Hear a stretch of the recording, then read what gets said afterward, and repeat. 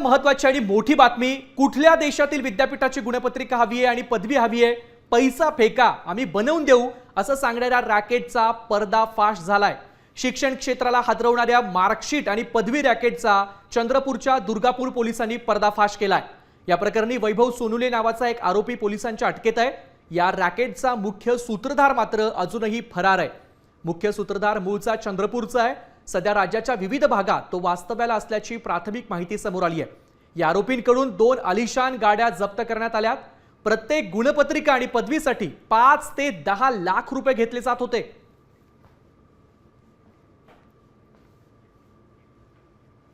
बनावट प्रमाणपत्र डिग्री त्यामध्ये संत तुकडोजी महाराज अमरावती विद्यापीठाच्या काही डिग्र्या, काही नागपूर विद्यापीठाच्या डिग्र्या, काही गोंडवाना विद्यापीठाच्या डिग्र्या, काही राजस्थानच्या युनिव्हर्सिटी आणि माईलच्या काही डिग्र्या आहेत। अशा तशी तक्रार प्राप्त झाली। त्या तक्रारीवर आम्ही विविध कलमांमध्ये गुन्हा दाखल केला आहे आणि त्यामध्ये एक आरोपी अटक केला आहे आणि त्याच्याकडून मी बनावटी प्रमाणपत्र डिग्र्या अशा बऱ्याच जप्त केलेल्या आहेत आणि आता पुढील गुन्ह्याचा तपास सुरू आहे।